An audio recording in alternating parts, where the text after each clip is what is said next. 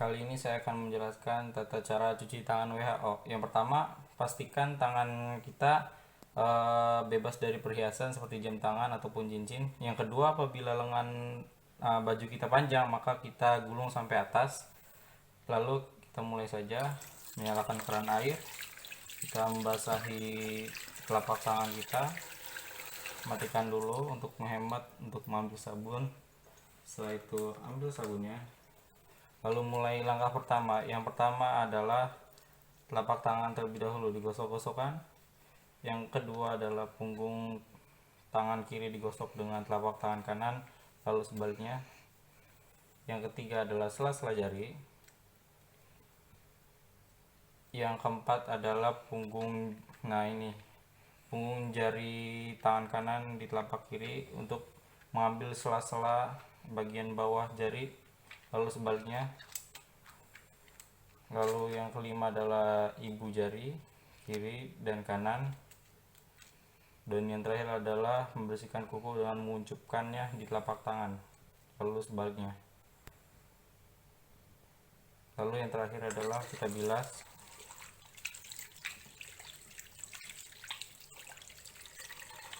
Setelah selesai, kita ambil tisu untuk mengelap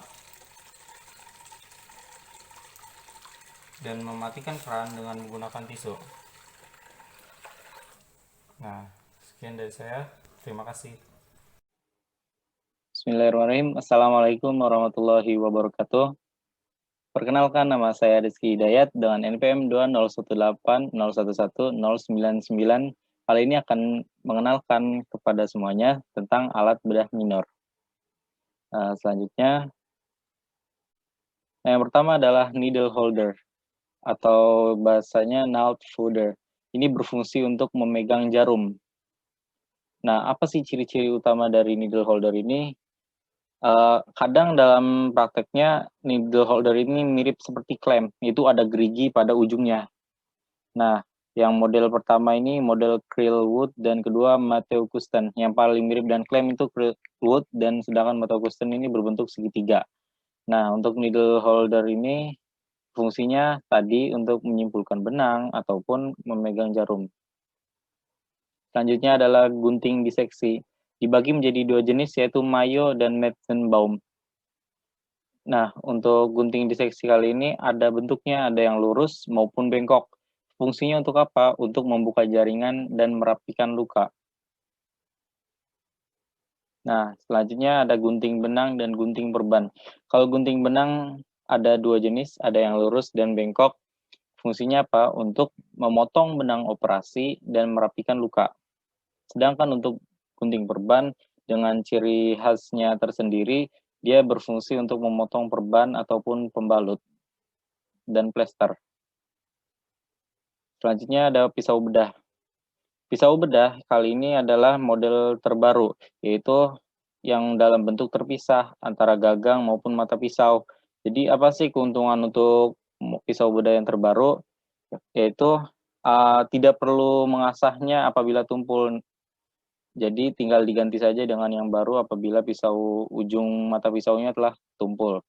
Yang sering digunakan nomor mata pisaunya itu 4 yang besar ataupun 3 yang kecil. Selanjutnya ada klem. Yang arteri pean ini ada 2. Ada yang pean khusus untuk vena dan khusus arteri. Ciri khas dari arteri ini bengkok. Apa sih gunanya? Gunanya adalah untuk hemostatis, menghentikan pendarahan ataupun menjepit pembuluh darah. Lalu selanjutnya ada kocer. Kocer ini bukan ditujukan untuk hemostatis.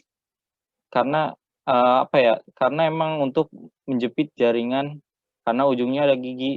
Nah, kalian bisa lihat di gambar ini, di ujungnya ini ada gigi. Jadi emang untuk menjepit jaringan yang ada yang untuk operasi nanti. Dan selanjutnya mosquito. Mosquito ini berbentuk melengkung ke atas. Mirip pean, namun ini lebih kecil. Fungsinya apa? Ya kalau pean untuk hemostatis yang besar, ini hemostatis untuk jaringan yang lebih kecil daripada yang pean. Selanjutnya adalah Babcock.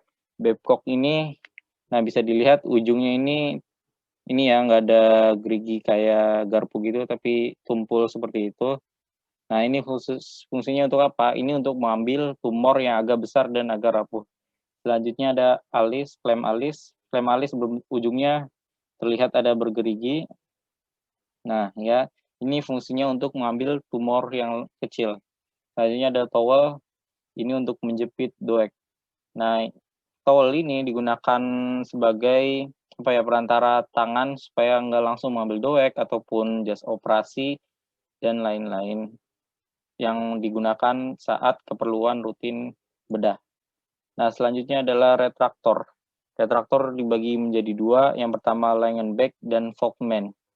Nah, kalau yang dua-duanya ini intinya retraktor itu untuk menguatkan luka, itu pada saat awal-awal operasi untuk membuka luka, maka digunakan retraktor. Nah, selanjutnya ada pinset. Pinset ini dibagi menjadi tiga, ada anatomis, chirurgis, dan splinter. Nah, dilihat dari bentuknya, anatomis yang paling biasa, chirurgis ujungnya ada giginya, splinter yang ujungnya tajam dan runcing ya. Jadi kalau dibedakan satu-satu, kalau chirurgis ini untuk menjepit jaringan saat diseksi dan penjahitan luka. Lalu untuk apa lagi? Memberikan tanda pada kulit saat sebelum insisi. Nah, selanjutnya anatomis. Yang awal ini menjepit kasa waktu menekan luka, dan ini untuk menjepit jaringan yang tipis.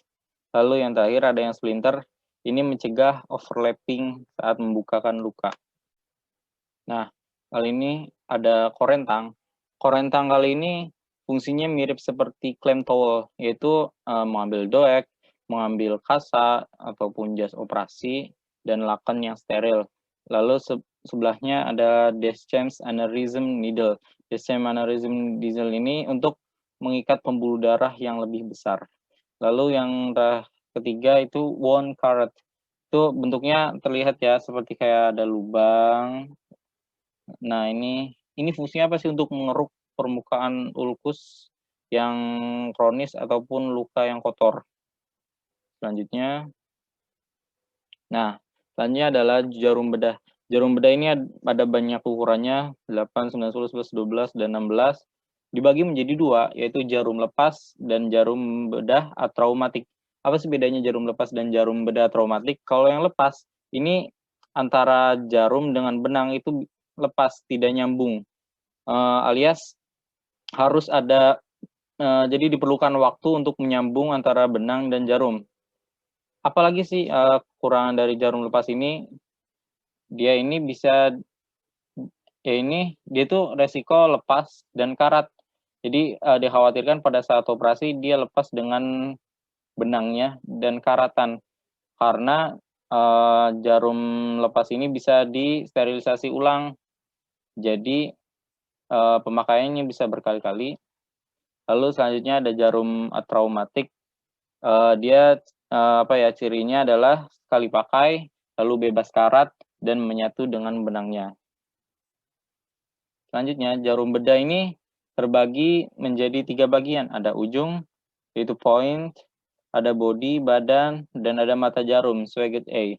Nah, kalau ujung ini dibagi menjadi 4 jenis. 4 jenisnya ini tergantung juga dengan bagian tubuh mana yang dipakai. Yang pertama adalah taper untuk katup otot saraf, ada blunt untuk ginjal dan usus besar, ada triangular, ada kulit dan tendon, dan tapercut untuk uterus dan ligamen. Nah, untuk tapercut nih seperti ini, ujungnya runcing. Nah, badannya bisa kotak maupun bulat. Ujungnya satu titik ya, sangat runcing. Nah, selanjutnya badan, nah seperti biasa, ada badan. Lalu mata jarum, ada yang berbentuk rolled end, ada drilled end, regular A, ada spring A, ada spring double eyes. Nah, ini ya, ada 5. Nah, selanjutnya adalah benang bedah. Benang bedah ini ada 10 bahan yang sering digunakan. Yang pertama adalah silk atau sutra, lalu ada plain catgut, chromic catgut, ethylon, ethibond, vitalen, vicryl, supramid, linen atau katun, dan terakhir steel wire. Nah, contoh di samping ini ada gambar dari benang-benang tersebut, ada yang terbuat dari silk braided dan vicryl plus. Nah, ini untuk silk braided ini non-absorbable, yaitu tidak dapat diserap oleh tubuh. Jadi untuk benang bedah itu sendiri, dia memiliki sifat yang wajib dimiliki untuk benang bedah tersebut. Yang pertama adalah steril, antibakterial, yang kedua adalah diketahui kekuatan megang jaringan. Jadi, ketika benang ini dipasang pada suatu jaringan untuk diikat ataupun yang lainnya, dia diketahui sampai berapa lama dia bertahan. Apakah dia, lama atau sebentar. Selanjutnya diketahui juga masa penyerapannya, yaitu, jadi diketahui juga kapan sih, benang ini diserap, kapan sih benang ini bertahan lama di jaringan tersebut, apakah nanti tersisa ataupun tidak. Lalu yang terakhir, dari 10 bahan ini, intinya adalah dia mudah dan sangat adaptif, yaitu dapat digunakan di setiap kondisi operasi. Nah, berpindah ke selanjutnya, ada keperluan rutin bedah. Yang pertama ada baju kamar bedah, ini gambarnya. Ini yang paling, paling dalam sebelum jas operasi, seperti ini. Ini modelnya dipakai dari depan, bukan seperti baju biasa. Dan yang kedua ini ada topi, lalu ada masker, lalu ada doek dan laken. Nah, ini laken ini untuk mengalasi pasien sebelum operasi, dan ini doek ini untuk menutup, di atas bagian operasi. Jadi di atas misalnya ada luka di bagian badan, di atas perut. Nah, ini ditutupi di atas perut dan ini bagian khusus untuk operasinya. Lalu ada sarung tangan operasi yang ketika dipakai harus dibubuhi talkum terlebih dahulu agar mudah digunakan. Selanjutnya ada kasa hidrofil dan ada tuffer, spons, lalu ada drain yang jenis-jenisnya ada sigaret, corrugated, sarung tangan, dan tube. Drain tersendiri ini fungsinya untuk membantu mengaliran sekret keluar dari luka. Nah, ini contoh dari sigaret drain. Nah, untuk tuffer sendiri atau spon ini berasal dari kasa hidrofil yang dipadatkan. Nah, ini berfungsi untuk apa? Untuk membebaskan jaringan, menekankan pendarahan, maupun menggosok luka. Dan tuffer ini harus dalam keadaan steril. Oke, sekian saja dari saya. Terima kasih. Assalamualaikum warahmatullahi wabarakatuh.